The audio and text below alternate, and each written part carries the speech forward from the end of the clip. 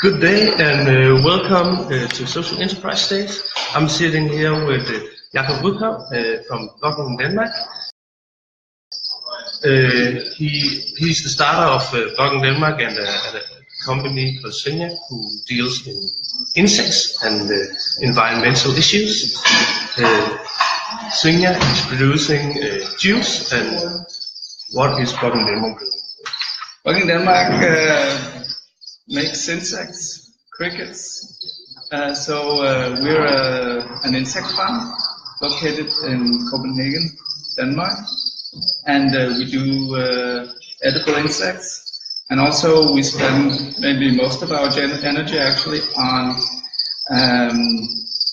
sharing the message of how amazing and sustainable insects are with the world. And also we are figuring out other ways that insects can contribute to society. So how do they contribute to society?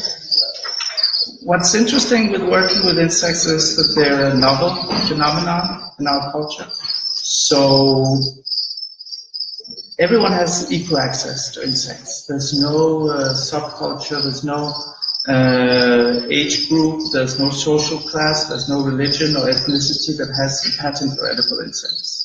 With edible insects, everyone meets at an even footing.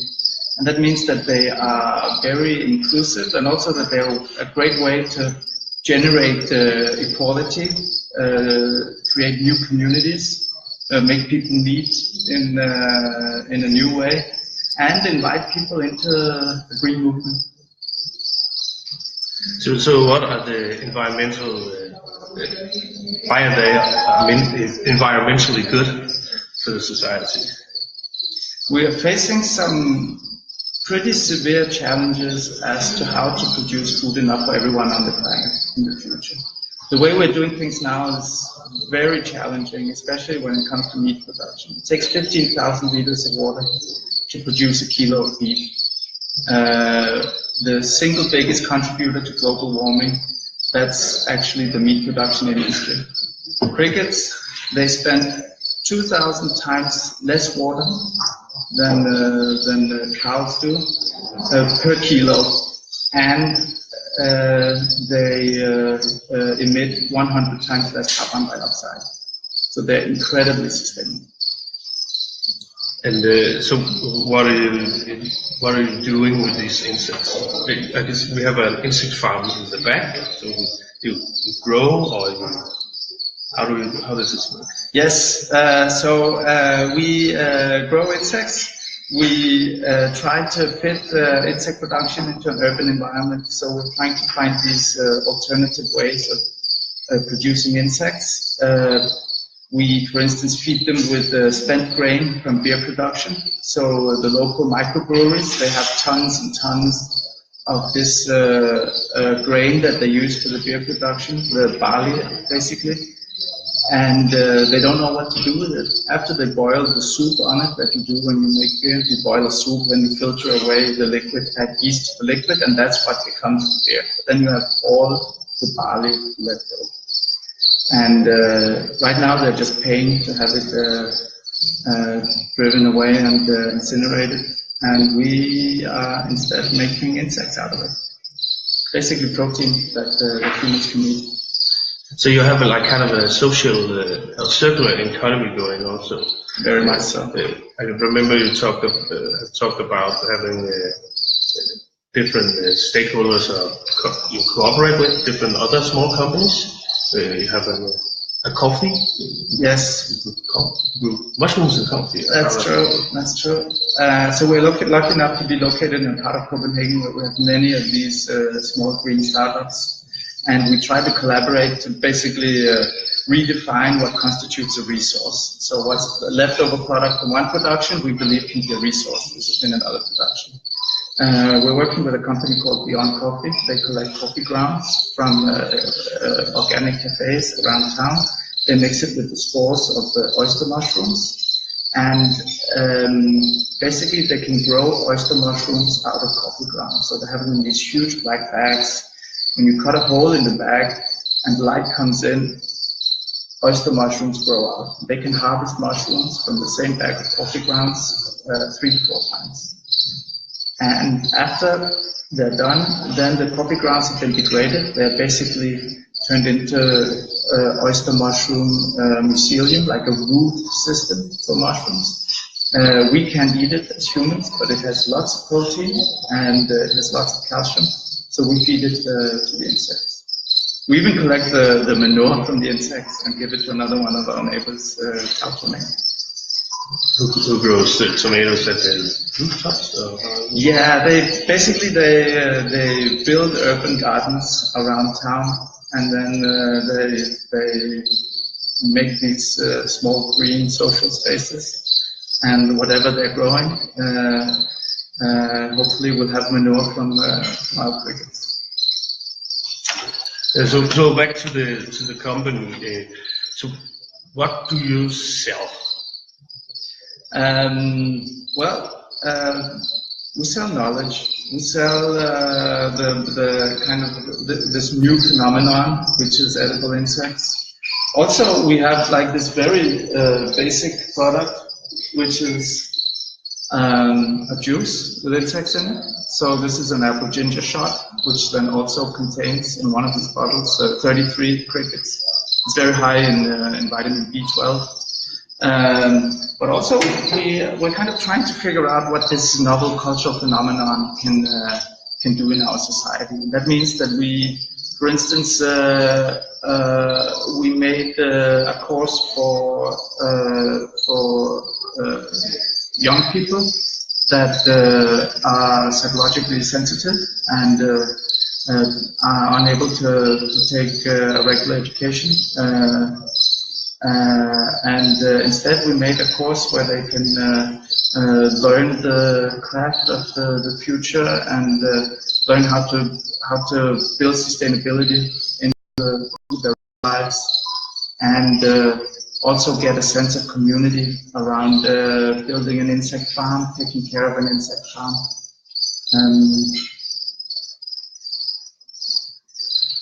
Everything, basically, whatever novel thing we can come up with, including insects, we try to do that. Okay, so have you ever have insect farms? Are you selling insect farms in themselves, or just are you mostly just driving out and communicating it, and why do you think that's necessary? So we do a little bit of both. I mean, for instance, we also installed an insect farm in a playground close by, and we maintained it for a few months together with the people working there, and used it as a way to teach children about sustainable living, about the future of food, and how to make climate-friendly protein. But then also we make sure that we go to as many events and festivals that we can get away with, and also go to different whatever companies. We talk to whomever wants to listen. So we're happy to go to large companies. We're happy to go to smaller, schools, whatever.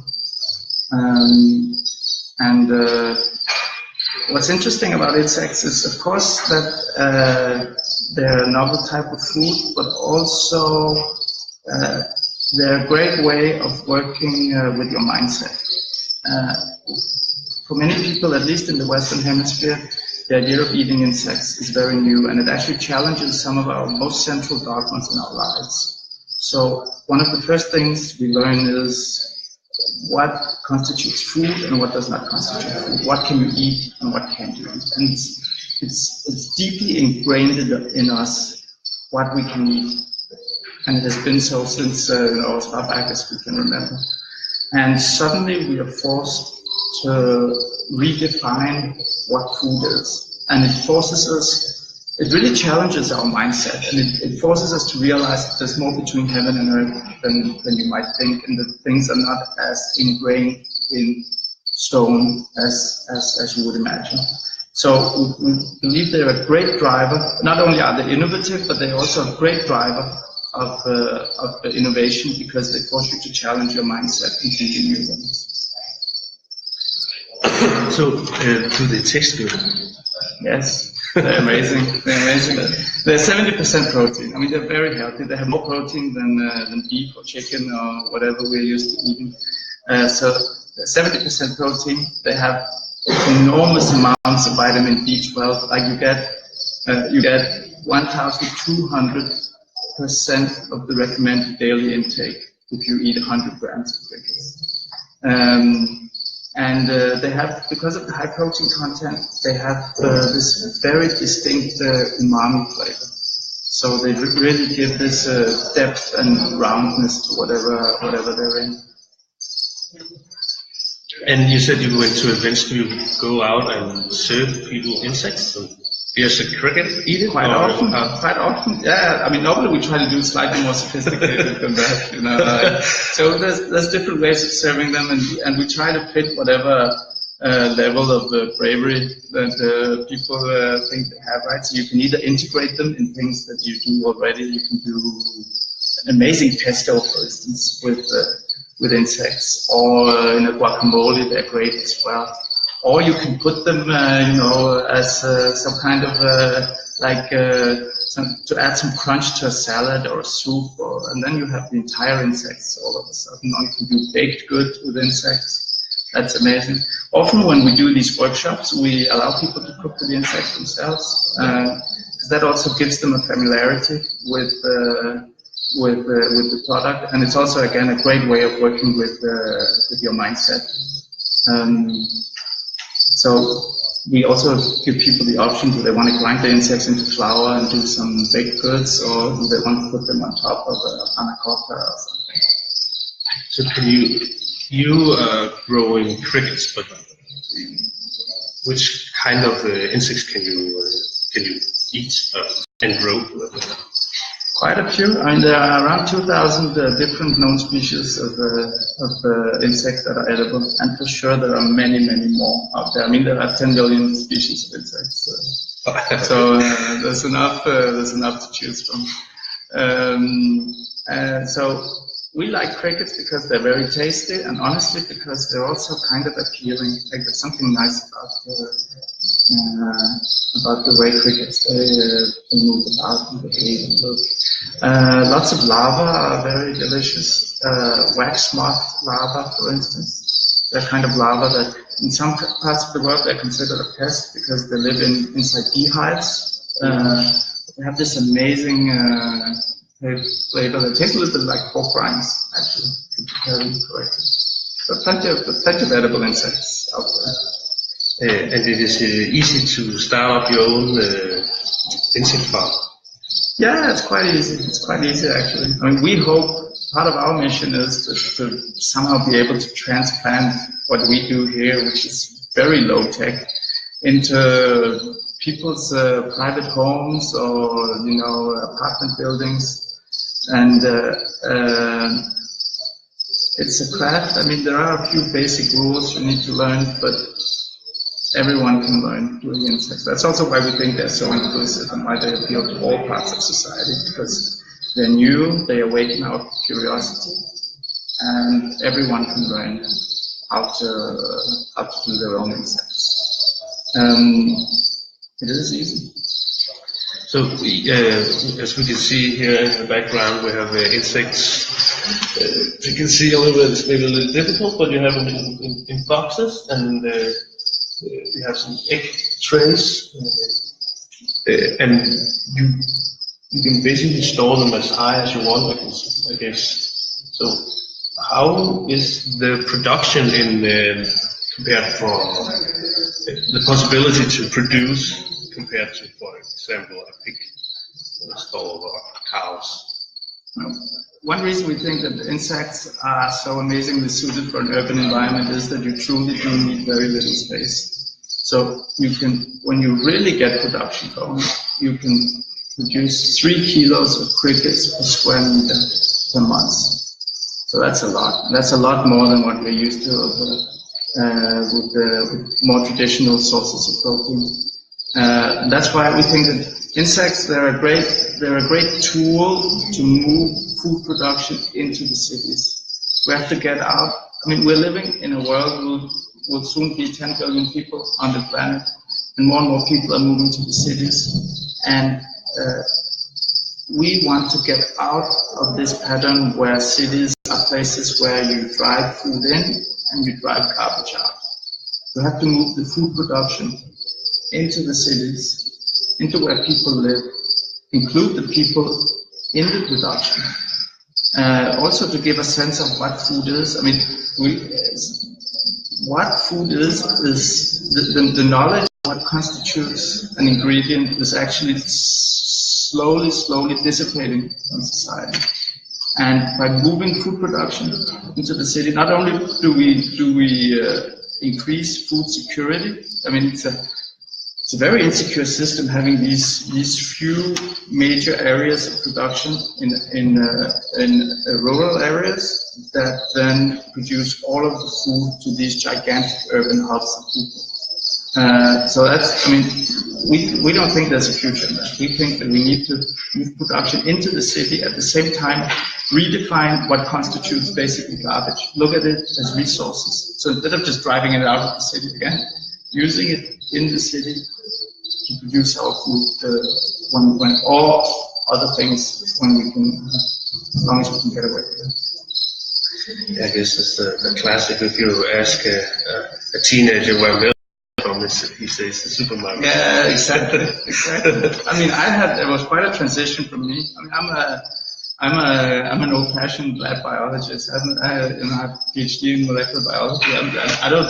I don't have a lot of experience from the food industry, and it was very transformative for me starting to produce insects. Also because it gave me a completely new relationship with food. So how did you get interested in insects? And I read an article in the New Yorker in 2011 about edible insects. And at the time, I had no idea that you can eat an insect. And then I read that not only can you eat an insect, but it's also an incredible idea because, they're sustainable, they're healthy, they taste great. It turns out that 2 billion people on the planet already eat insects. It's only us that are lagging behind. And the article said that we too, at some point, will start eating insects. And something just detonated in my mind, and in the end, I just realized I had to do something about it. I went to an insect farm in Ohio, in the United States, big cricket farms. They told me that after 3 weeks, I'd know if I never wanted to see an insect again, or if I could spend the rest of my life on it. I hope to still have some life left, but I've definitely seen a good share of insects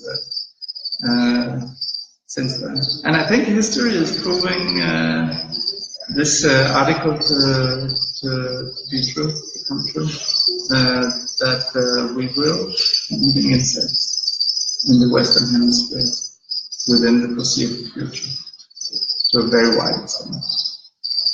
So do you think it's gonna, in what sense do you think it's gonna revolutionize? Are we gonna shift to insects, or are we gonna just eat less meat and more insects? And how do you see the future for?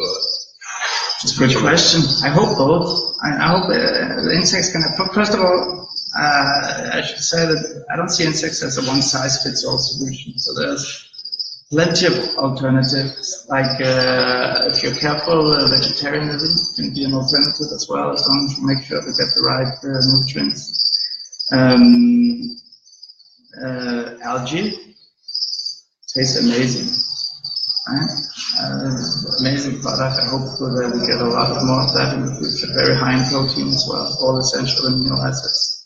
And then insects for sure are also some of the mix, part of the mix. And I think so. What these things do is that they also hopefully can inspire us to consume protein in a slightly different way. So instead of eating these gigantic portions of protein in the form of a steak or whatever every evening, then we kind of I mean, we don't need to eat as much protein as we do now. So maybe eat slightly less protein, and then do it in a different format.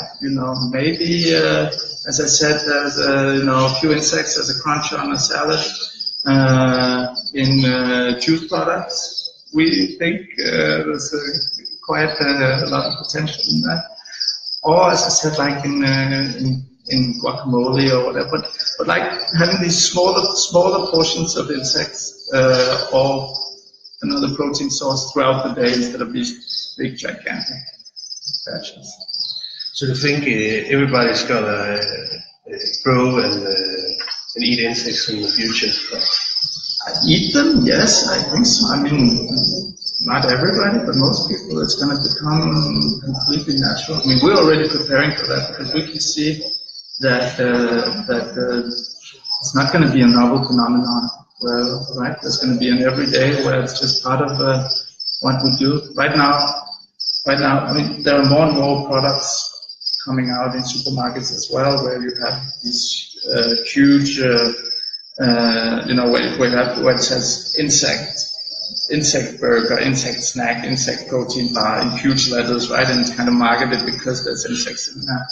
We'll probably see a future where you just add insect without really mentioning that you got an ingredient list, and you'll be like today, whatever, I don't know.